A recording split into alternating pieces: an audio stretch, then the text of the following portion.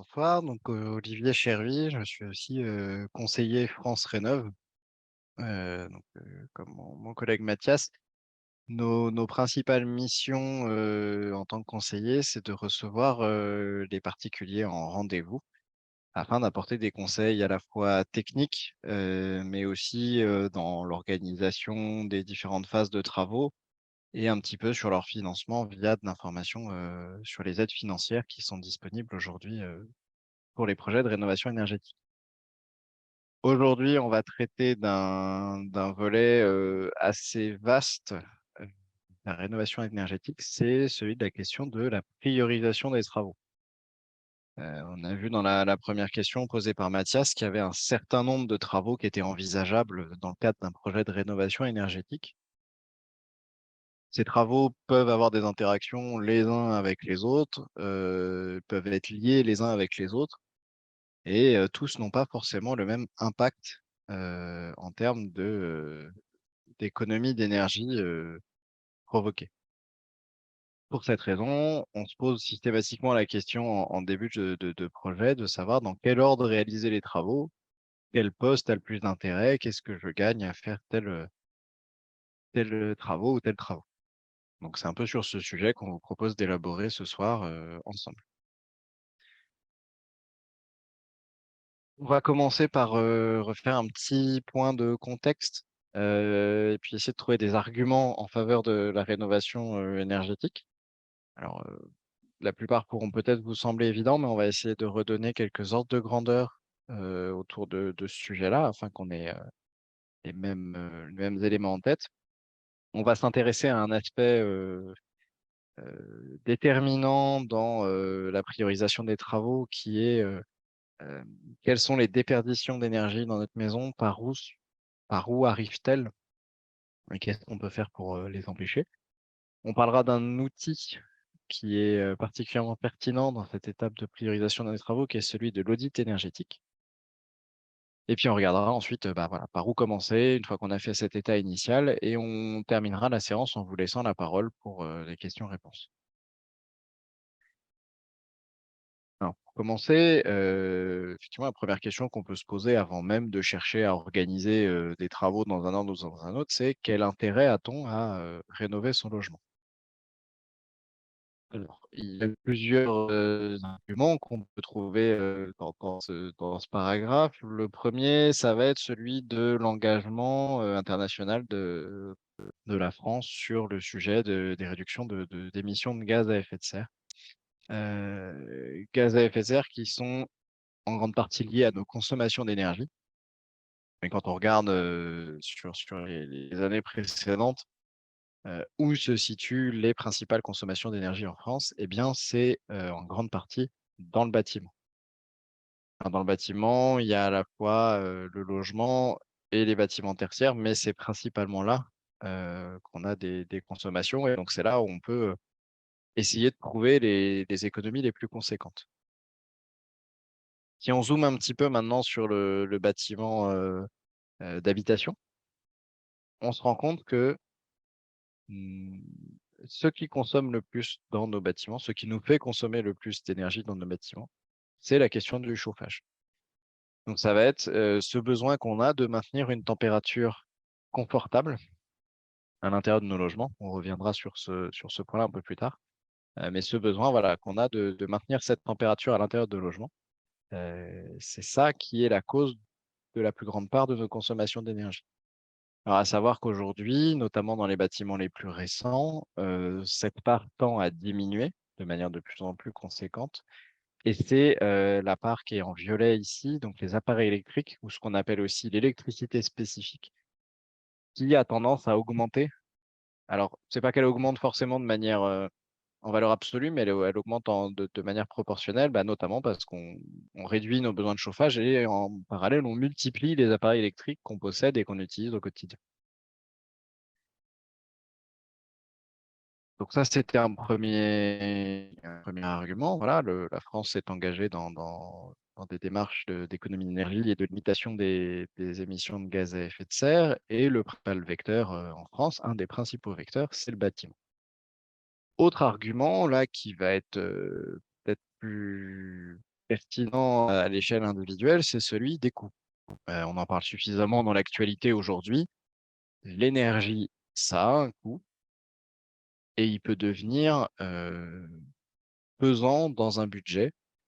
Heu, on en parle suffisamment, voilà, récemment avec, les variations qu'il y a eu sur le prix de l'électricité, sur le prix du gaz, heu, de manière aussi un peu plus ponctuelle sur le prix du granulé. Aujourd'hui, toutes les énergies augmentent, les énergies qu'on utilise principalement pour se chauffer.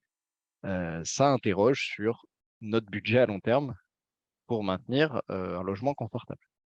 Alors à titre d'information sur cette diapositive, vous avez le coût au kilowattheure de chacune des énergies, au mois d'août 2022.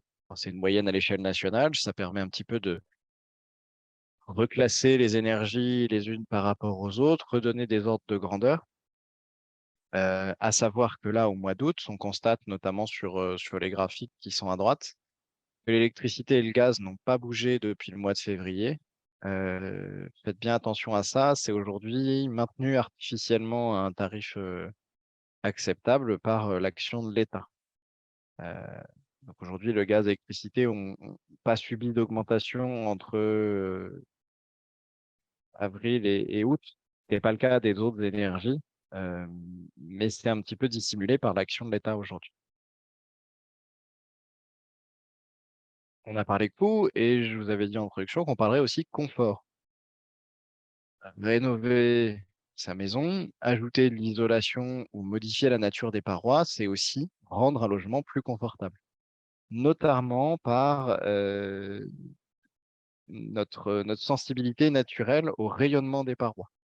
La température qu'on va ressentir dans un bâtiment, ça va être grossièrement la moyenne entre la température de l'air, 20 degrés dans l'exemple qu'on a ici, et la température des parois.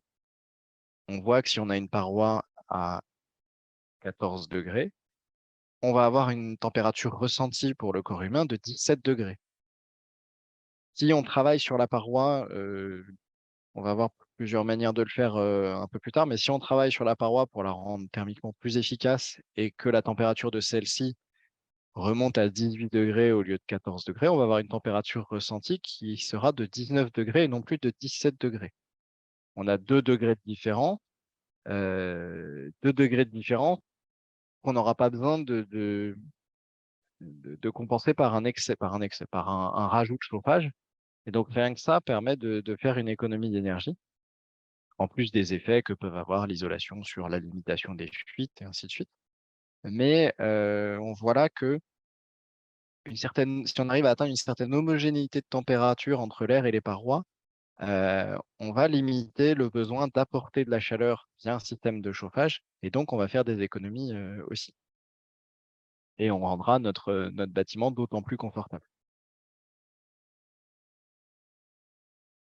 Maintenant qu'on a placé un petit peu les 3 grands axes, on va dire, d'intérêt de la rénovation énergétique, on va se poser une question, qui est la principale question qu'on se pose en général quand on commence à s'intéresser à ce sujet, c'est: par où, comment se fait-il que, la chaleur s'échappe de notre maison?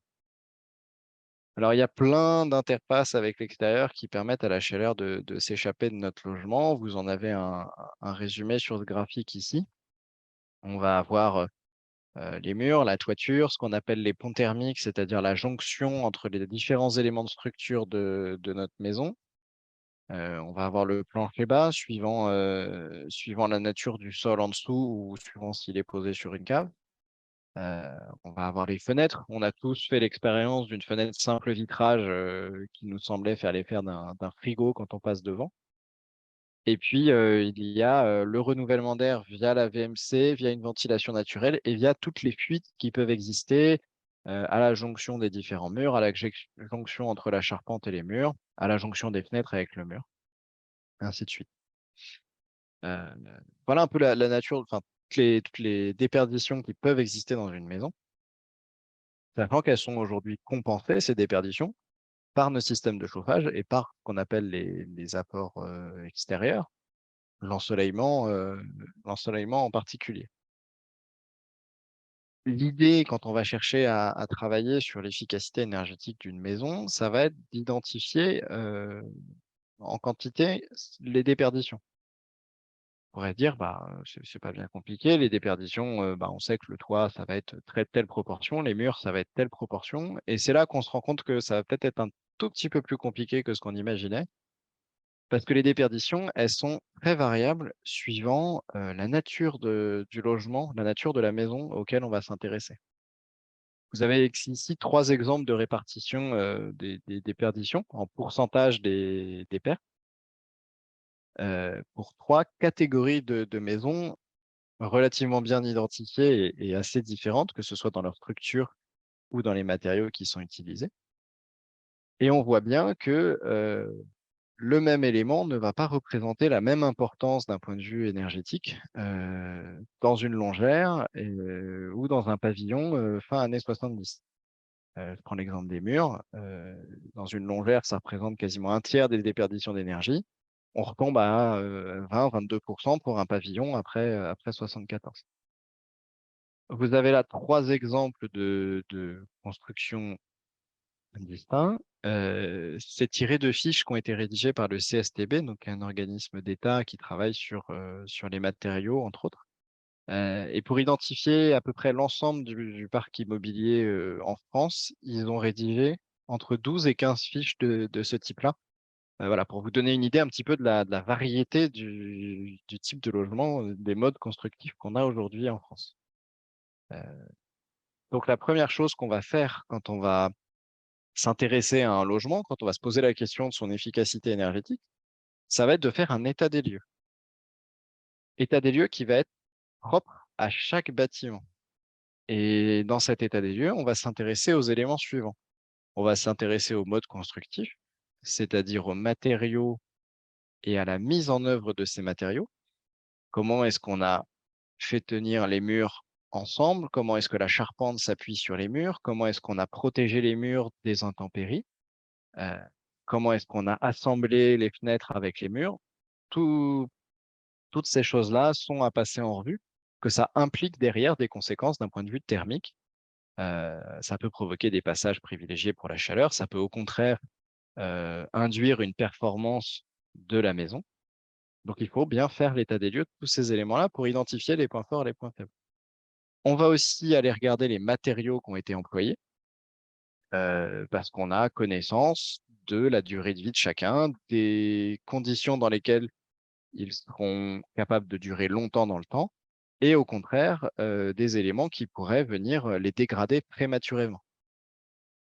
On va essayer aussi de reconstituer l'historique de la maison via des travaux passés, et on va surtout s'attacher aussi à identifier les désordres passés ou en cours et à les résoudre avant toute intervention sur l'aspect énergétique.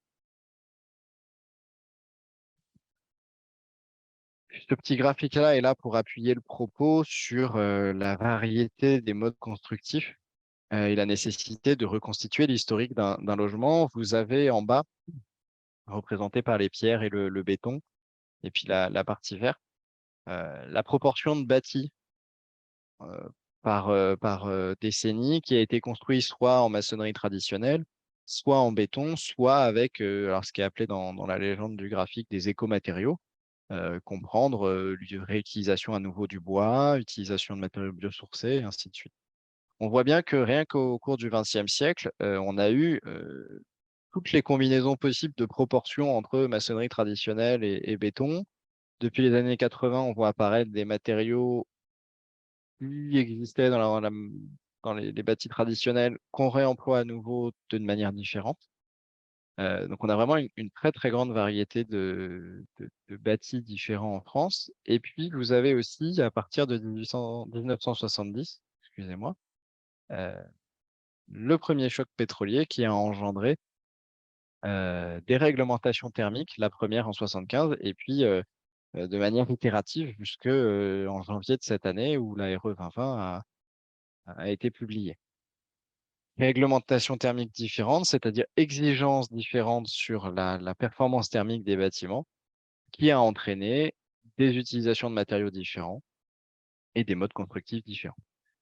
Euh, donc, bien avoir en tête que chaque bâtiment est potentiellement assez différent de la maison voisine et qu'un un diagnostic, un constat posé sur la maison voisine n'est pas nécessairement vrai sur la maison qu'on est en train de traiter. Et puis, dans notre constat, il faut commencer à se projeter en se demandant quel est l'objectif des travaux qu'on souhaite engager. Est-ce qu'on souhaite uniquement reprendre un poste de travaux pour faire une rénovation entre guillemets légère?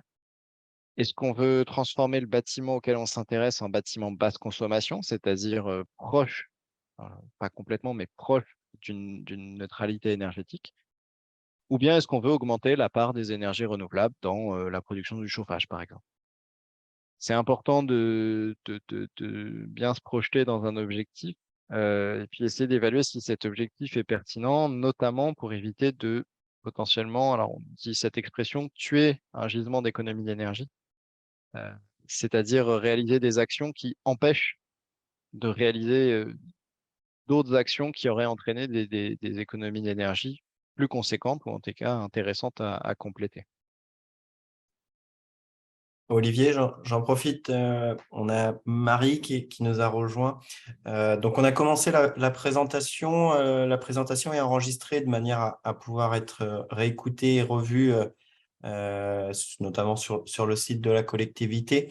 Hem, Vous pourrez du coup, vous recevrez bien le lien pour revoir le début, hein, de ce que vous avez loupé. Et puis donc on aura bien une phase questions-réponses sur la fin. S'il y avait des questions, n'hésitez pas, hein. Pour l'instant, il y a qu'une personne qui il y a que vous qui s'est connecté. Donc on pourra discuter bien à la fin de la présentation d'Olivier.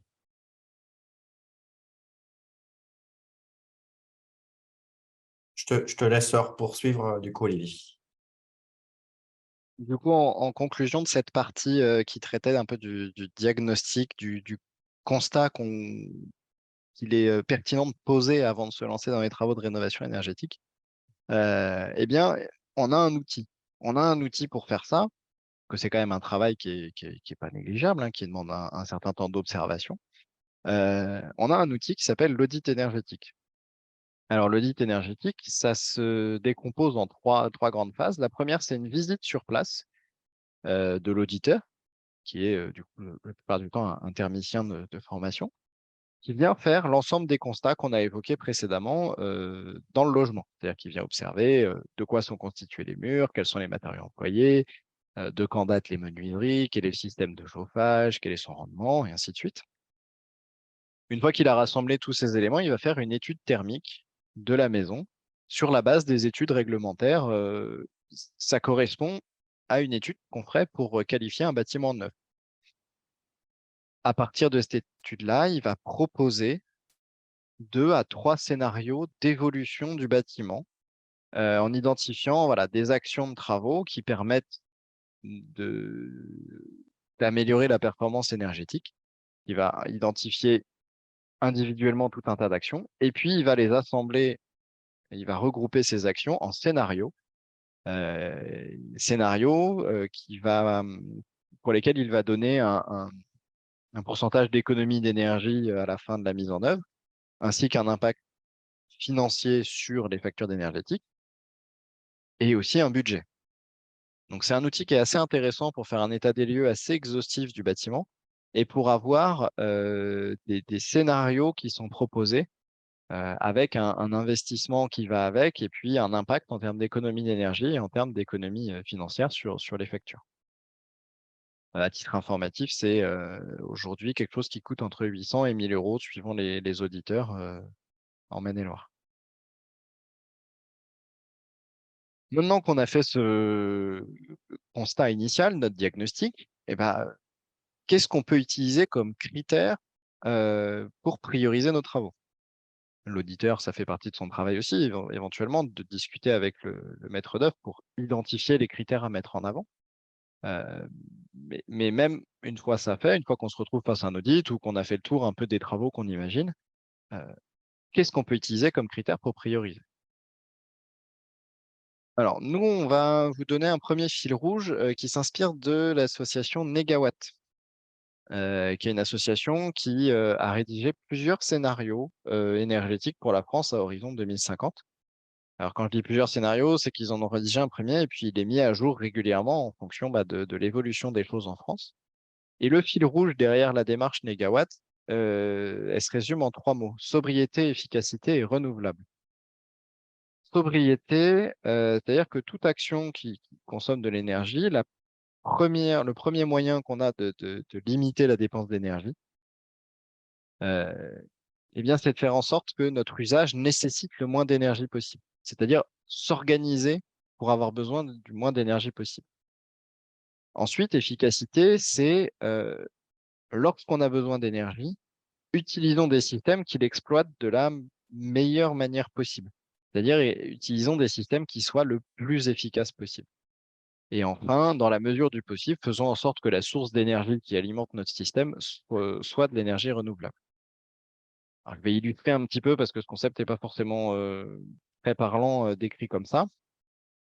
Euh, Si on s'intéresse à l'éclairage, la sobriété, c'est tout simplement d'éteindre la lumière quand on n'est pas dans la pièce, quand on n'a pas besoin de cet éclairage. L'efficacité, c'est très bien, il y a des moments où on a besoin d'éclairage, c'est normal. En hiver, le soleil se couche avec 5h30, 6h, on ne va pas passer nos soirées dans le noir. Donc, on fait fonctionner notre éclairage. Dans la mesure du possible, faisons en sorte que nos ampoules consomment le moins d'énergie possible pour nous éclairer le mieux possible. Faisons en sorte qu'elles soient le plus efficaces possible. Et puis, si on le peut, faisons en sorte que l'énergie qui alimente notre ampoule soit d'origine renouvelable. On pourrait trouver voilà, la même chose pour le chauffage, où la sobriété, c'est de limiter la température de consigne. L'efficacité, c'est faire en sorte que notre maison soit le plus efficace possible d'un point de vue thermique. Et puis ensuite, bah, si on peut se chauffer au bois, par exemple, bah, ça nous permet d'exploiter une énergie renouvelable. On peut imaginer cette démarche déclinée de multiples manières différentes et on peut tout à fait l'imaginer aussi à l'échelle d'une maison, alors que ce soit une maison neuve ou bien une maison rénovée. On a quelques exemples ici de tout ce qu'on peut imaginer d'un point de vue sobriété et efficacité dans une maison. Donc l'idée qu'on va traiter là on va présenter un certain nombre de méthodes, de techniques qu'on peut utiliser dans le bâtiment. Et l'idée qu'on va suivre, c'est soyons sobres, c'est-à-dire essayons d'avoir besoin du moins possible d'énergie pour réchauffer notre maison. Et ça, dans une maison qui existe déjà, ça va principalement passer par l'isolation et les questions de ventilation et d'étanchéité à l'air. Et ensuite, on va se poser la question de comment peut-on faire pour apporter le plus efficacement possible notre énergie à l'intérieur de notre logement. Là, ça va être les systèmes de chauffage qu'on va aller regarder. Et on parlera renouvelable un petit peu à la fin. Il existe des solutions renouvelables pour répondre à la plupart de ces questions. L'isolation pour commencer. Alors l'isolation, elle peut s'appliquer à trois surfaces de notre maison, qu'on appelle l'enveloppe, la toiture, les murs et le plancher bas. La toiture, la question qui est importante à se poser avant de s'attaquer à l'isolation d'une toiture, c'est de savoir si la partie qui est située dans les combles va être aménagée ou pas. Parce que ça va avoir un impact non négligeable sur les techniques qu'on va pouvoir employer.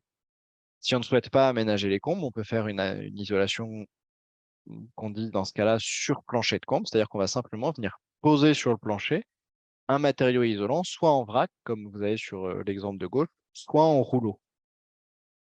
Dans une grande majorité des cas, pour protéger l'isolant, on va poser sous l'isolant, donc entre le plancher et l'isolant, une membrane par vapeur, qui a pour rôle de limiter l'entrée de vapeur d'eau dans le matériau isolant, et donc d'écarter un risque de condensation dans le matériau qui entraînerait sa dégradation. Si par contre on souhaite aménager cette partie du logement, eh bien on va faire ce qui est décrit sur le schéma en bas, c'est-à-dire qu'on va faire une isolation qu'on appelle en rampant. On va venir intégrer l'isolant dans les pans de la toiture par en dessous. De même, la présence d'une membrane par vapeur est importante dans cette configuration-là, toujours pour protéger l'isolant d'un trop-plein de vapeur d'eau. Cette technique-là, elle peut aussi être adaptée par l'extérieur du logement avec une intervention sur la couverture et une modification de la charpente. Ce qui a un intérêt en particulier lorsqu'on va souhaiter renouveler la couverture, et qu'on va vouloir aussi limiter la perte d'espace en intérieur dans le logement, puisque quand on imagine aménager des combles et qu'il faut intégrer 30 centimètres d'épaisseur dans la toiture, on a tendance à perdre un peu de surface habitable en dessous. Une fois qu'on s'est intéressé à la toiture, on peut s'intéresser aux murs. Et là, les murs, on a deux grandes solutions. Soit on va isoler par l'extérieur, c'est-à-dire qu'on va venir appliquer directement sur la façade un matériau isolant, donc qui sera soit collé, soit maintenu par une ossature en bois ou métallique. Et dans une grande majorité des cas, on va venir barder le matériau ou bien l'enduire afin de le protéger tout simplement des intempéries. Alors, le grand intérêt de l'isolation par l'extérieur, c'est sa capacité à traiter facilement ce qu'on appelle les ponts thermiques. À droite, vous avez l'illustration d'un bâtiment, un petit collectif, dans lequel il y a quelques appartements. C'est une photographie thermique qui a été faite. Plus la couleur tend vers le rouge, le jaune, plus la paroi est chaude. C'est-à-dire que là, donc cette photographie, elle a été faite par une journée froide. On se rend compte qu'il y a des endroits du mur qui sont plus chauds que d'autres. C'est-à-dire que c'est les endroits du mur où la chaleur de l'intérieur s'échappe plus facilement. Et ces endroits, on le devine à la forme, ça correspond au plancher et à ce qu'on appelle un mur de refend ou plus communément un mur porteur, c'est-à-dire un mur de la structure. L'intérêt de l'isolation par l'extérieur, c'est qu'on va venir couvrir toutes ces déperditions, on va venir mettre un obstacle sur le chemin de la chaleur par où qu'elle passe. Donc, on va pouvoir traiter ces ponts thermiques et éviter les fuites de chaleur par ces jonctions entre la façade et les murs intérieurs.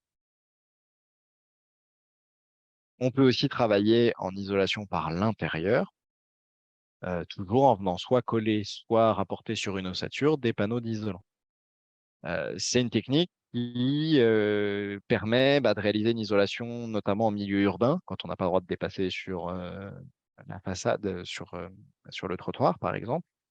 C'est une technique qui peut aussi avoir son intérêt quand on est copropriétaire dans une copropriété et que l'ensemble de la copropriété ne veut pas se lancer dans des travaux conséquents par l'extérieur. Bah, chez soi, par l'intérieur, on a le droit de faire ce genre de choses.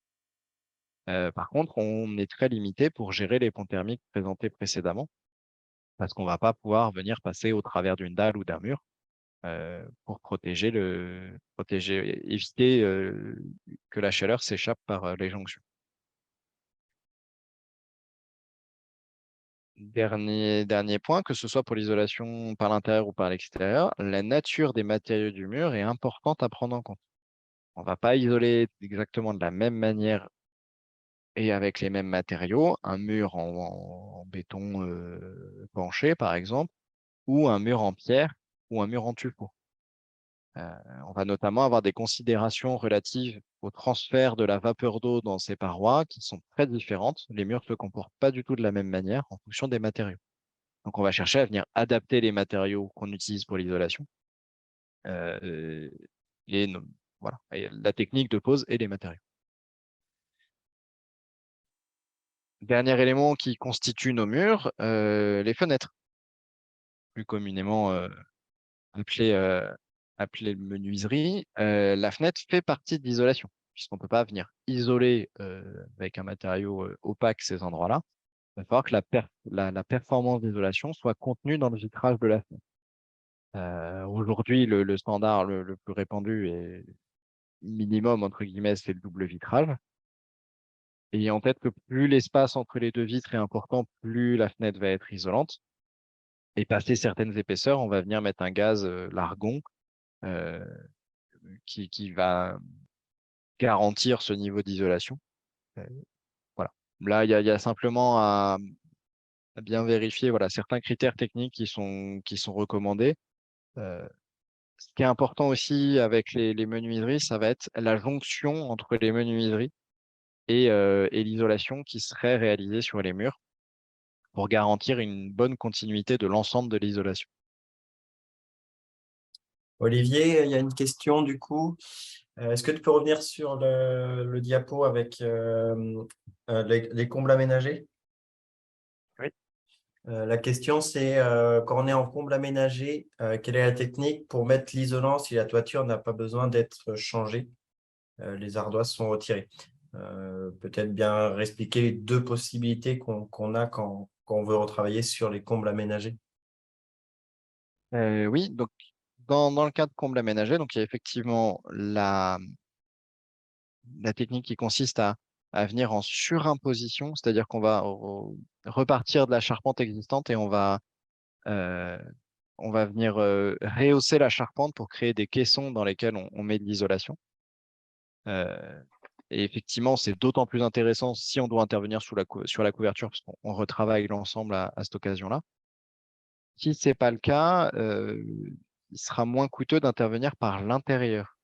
C'est-à-dire qu'on va venir déposer ce qui existe peut-être déjà comme isolation ou bien comme parement. On peut avoir déjà des lambris, des placo qui permettent de faire des murs propres pour les pièces qui se situent sous la toiture. Et là, il va falloir venir retirer ces éléments-là pour pouvoir venir intégrer l'isolation directement entre les éléments de charpente, euh, tout en conservant un espace, bien évidemment, entre la couverture et l'isolant pour permettre à une éventuelle humidité d'être évacuée par un courant d'air. Donc, on va venir intervenir par l'intérieur, remettre l'épaisseur d'isolant et puis au plus près du volume qui sera occupé, on va pouvoir remettre un parement. Alors, à nouveau, placo ou lambris suivant les goûts de chacun. Est-ce que j'ai répondu à la question de manière claire? Oui, ça a l'air d'être bon. Regardez.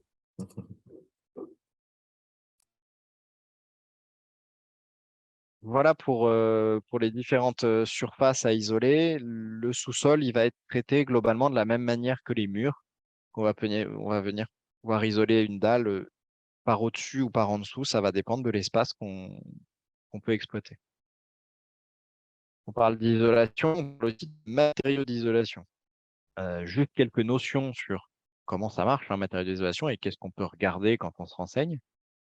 Aujourd'hui, la principale caractéristique qui est prise en compte pour les matériaux isolants, c'est leur conductivité thermique, qui est notée lambda, c'est une convention, euh, qui est la caractéristique qui indique si un isolant isole bien ou pas. Ça va être en fait, ça représente la capacité d'un matériau à conduire la chaleur, c'est-à-dire à laisser la chaleur passer à travers lui. Donc, plus cette valeur va être faible, plus le matériau sera un bon isolant. Cette valeur-là, elle est à conjuguer avec l'épaisseur d'isolant qu'on met en œuvre pour déterminer ce qu'on appelle la résistance thermique, qui va être la valeur qu'on indiquera sur des devis ou qu'on reportera dans des référentiels techniques.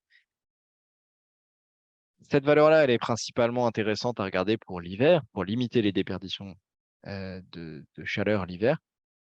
Si on commence à s'interroger sur la capacité de notre isolant à garantir un certain confort d'été, c'est-à-dire à ralentir l'entrée de la chaleur dans notre logement, pour cette action-là, c'est plutôt la densité et la capacité thermique massique du matériau qu'on va venir regarder. En fait, on va venir regarder sa capacité à emmagasiner de la chaleur sans se réchauffer, ce qui permettra de délayer le moment où la chaleur va rentrer dans notre logement. Donc, c'est toujours intéressant de venir regarder quelle est la densité de matériaux isolants qui est mise en œuvre et quelle est sa capacité à stocker de l'énergie. À titre d'information, vous retrouverez quelques ordres de grandeur de résistance thermique dans ce tableau-là qui permettent d'avoir quelques éléments en tête. Euh, on commence à discuter éventuellement avec des artisans ou à relire des devis. Pour résumer un petit peu tout ce que j'ai dit sur l'isolation, donc qui est une première porte d'entrée pour amener notre maison vers une sobriété de dépenses énergétiques. Une isolation performante, c'est à la fois une limitation de tout ce qui est pont thermique et globalement une bonne gestion de l'étanchéité de la maison. Si on a beaucoup d'épaisseur d'isolant, mais qu'on a des courants d'air qui traversent l'isolant, l'effet de l'isolation va être complètement annulé par les transferts de chaleur qu'il y aura avec les courants d'air. Donc l'étanchéité de l'ensemble est aussi très importante. L'isolation, je l'ai un peu abordé avec les caractéristiques des matériaux. Ça nous permet d'apporter du confort à la fois l'hiver en conservant la chaleur à l'intérieur, mais aussi l'été, si on veut jouer sur la densité du matériau, par exemple. Et plus on va isoler, plus on va limiter notre besoin de chauffage.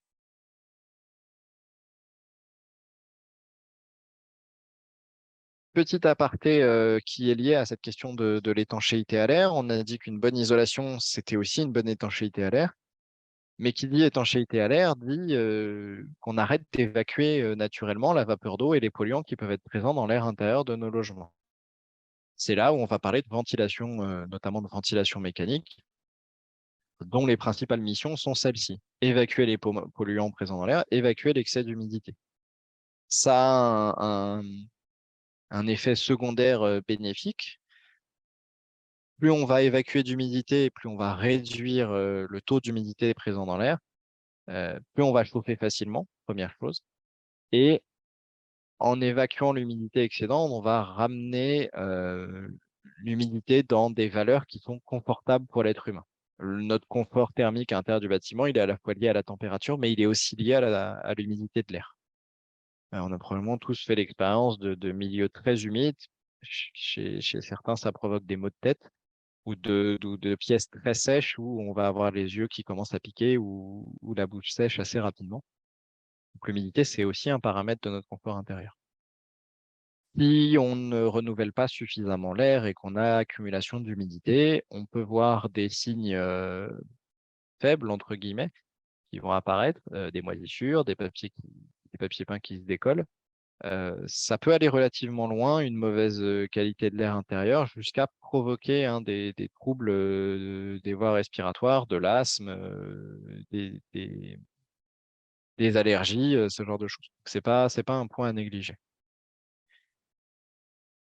Très rapidement, la VMC, donc aujourd'hui, ce qui nous permet principalement d'assurer cette mission de renouvellement de l'air, c'est les ventilations mécaniques contrôlées, qu'on appelle VMC. Deux manières de les faire fonctionner, soit en simple flux, on va faire rentrer de l'air dans les pièces sèches, donc toutes les pièces où il n'y a pas de point d'eau. C'est les réglettes qu'on voit souvent sur le haut des fenêtres.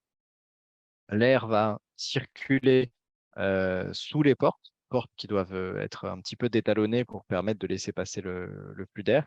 Et puis, il va être aspiré par les bouches d'aération qu'on va retrouver dans les WC, la salle de bain et la cuisine. Donc, toutes les pièces avec des points d'eau. Toutes les gaines sont reliées au même caisson dans lequel il y a le moteur et le moteur va expulser l'air vicié à l'extérieur de la maison. On peut faire la même chose avec une ventilation double flux où cette fois, l'entrée d'air va aussi être contrôlée par le caisson. Et donc, on n'aura plus d'entrée d'air sur les fenêtres, mais on aura des bouches de soufflage dans les pièces sèches. L'intérêt de la VMC double flux, c'est d'un point de vue efficacité, donc là, on revient dans notre démarche sobriété, efficacité renouvelable, on est un peu plus performant parce qu'on récupère la chaleur de l'air qu'on extrait pour le mettre dans l'air qu'on va insuffler dans la maison. Ça nécessite d'être particulièrement attentif à l'étanchéité de l'air, à l'air de la maison lors des travaux parce que c'est la VMC qui va gérer toutes les entrées et sorties d'air. Il ne faut pas qu'elle se retrouve perturbée par des passages d'air parasites dans l'enveloppe. Dans les deux schémas, pardon, pour finir, dans les deux schémas qu'on a ici, on a systématiquement des gaines qui traversent toute la maison. Pas toujours évident à réaliser, notamment dans un bâti ancien avec des murs très épais. Donc, il faut savoir que c'est des systèmes qui existent aussi en configuration décentralisée et où chaque bouche d'extraction va être autonome dans la pièce où elle est et va donner directement sur l'extérieur. Maintenant qu'on a rendu notre maison le plus sobre possible en besoin de chauffage, alors en rénovation, on parle beaucoup d'isolation, ça peut aussi passer en complément de l'isolation par une bonne configuration de la maison, c'est-à-dire des ouvertures qui permettent d'exploiter au maximum les quelques minutes de soleil qu'on va avoir dans les courtes journées d'hiver. Et puis, une organisation des pièces qui fait que les pièces où on a besoin de plus de chaleur sont les plus exposées au soleil. Les pièces où il peut faire un peu plus frais sont en retrait dans la maison et protègent les autres d'un vent froid, par exemple. On peut aussi travailler sur ces aspects-là. C'est un peu plus délicat en rénovation. Dans les systèmes de chauffage, on va distinguer deux grandes familles. La famille des systèmes qu'on va appeler centralisés, c'est-à-dire qu'on a, comme sur le schéma qui est à gauche, une chaudière, un générateur de chauffage qui va chauffer de l'eau C'est tout qui va être distribué dans différents radiateurs et le tout souvent est accompagné d'un thermostat qui permet de réguler la chaleur qui est diffusée par l'ensemble des radiateurs. Suivant la forme des émetteurs, c'est-à-dire suivant la forme des radiateurs, eh bien, on va avoir besoin d'une eau plus ou moins chaude. Ça, c'est un facteur à prendre en compte quand on cherche à créer un système efficace en rénovation. Et bien sûr, on travaille avec des radiateurs qui existent déjà. Il va falloir regarder quel type de générateur de chauffage est le plus adapté à un système à basse température, à moyenne température, à haute température. Dans les équipements qu'on retrouve généralement pour alimenter ce type de réseau, on va avoir les pompes à chaleur, les chaudières à gaz, les chaudières à fioul, ou bien ce qu'on appelle les chaudières biomasse, c'est-à-dire des chaudières soit à granulés, soit à bûches. On peut aussi avoir un chauffage avec des appareils qu'on qualifiera d'indépendants. Euh, c'est la plupart du temps voilà, des radiateurs électriques. Chaque pièce a un ou deux radiateurs électriques suivant la surface. C'est le radiateur électrique qui va se déclencher tout seul suivant la température qu'il fait dans la pièce, donc qui va permettre de chauffer la pièce.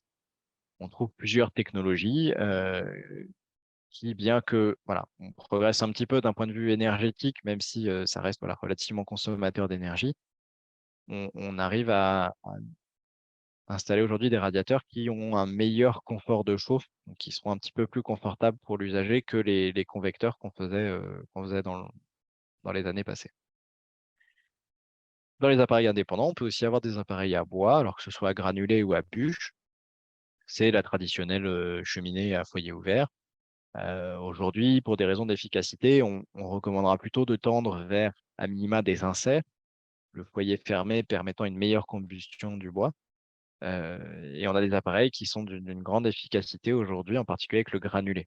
Parce qu'on a une maîtrise de la combustion qui est très poussée du fait que chaque granulé ait le même poids et la même dimension que les autres. C'est un peu moins le cas en général quand on a des bûches. Je l'ai déjà un peu évoqué, mais c'est vrai que dans la démarche mégawatt, on parlait d'équipements efficaces et puis qu'on cherchait à aller vers des énergies renouvelables. Eh bien, j'ai un peu évoqué à travers les chaudières biomasse et les poêles à granulés, faire appel à ce type d'énergie renouvelable. On sait faire aussi aujourd'hui des systèmes de chauffage central avec des capteurs solaires. Donc, c'est le soleil qui va chauffer l'eau qui est distribuée dans le système de chauffage. Euh, Dans une version un petit peu plus petite, on peut faire aussi simplement le chauffage de l'eau chaude sanitaire via des panneaux solaires thermiques. Donc voilà où est-ce qu'on peut venir intégrer du renouvelable dans notre réflexion de travaux. J'ai fait un petit peu le tour voilà, des différents postes de travaux qu'on pouvait traiter, des différentes techniques qu'ils utilisaient. J'ai pas vraiment répondu finalement à la question prioriser les travaux. J'ai essayé plutôt de vous donner des outils pour pouvoir le faire dans chacune de vos maisons. Parce que comme on l'a vu en introduction, en fait, le diagnostic qu'on posera dans chacune des maisons sera différent de par la date de construction différente de la maison, de par les matériaux différents qui ont été employés, de par l'agencement des pièces qui sera différent. Donc, on ne peut pas donner de recette, entre guillemets, magique en disant, bah voilà, il faut systématiquement commencer par ça, puis par ça, puis par ça. Là, l'idée, c'était plutôt de donner des outils pour vous aider à la décision, avec notamment l'audit énergétique, et puis ce fil rouge quand même qui est relativement important dans notre réflexion, qui est de dire sobriété, efficacité et renouvelable. Pour aller un peu plus loin sur un projet que vous pourriez avoir dans votre maison, les conseillers France Rénov sont à votre disposition sur votre communauté de communes. Il faut surtout pas hésiter à nous joindre pour trouver les coordonnées à la fin de ce diapositive, soit pour avoir un conseil rapide par téléphone, soit pour prendre un rendez-vous qui dure 1 heure et qui vous permet d'échanger en détail sur votre projet avec un conseiller technique. Je suis Ouais. arrivé au bout de mon exposé. Je vous remercie pour l'attention. Et puis, Pour n'hésitez pas, compléter, on a un petit Olivier, peu de temps pour des questions-réponses. ouais, pour compléter, Olivier, donc oui, on se déplace notamment à la maison France Service de Durtal, hein, donc sur votre territoire, où on peut vous recevoir. Donc, c'est sur rendez-vous. Je pense que Olivier, tu peux peut-être mettre le diapo. Il y a le numéro de téléphone. Donc, c'est bien le 02 41 18 01 08, ou vous pouvez prendre des fois directement via notre site internet. Vous retrouvez le lien dessus. Vous allez recevoir le support dans un mail cette semaine pour pouvoir prendre un rendez-vous et si besoin, par téléphone ou par internet, comme vous préférez.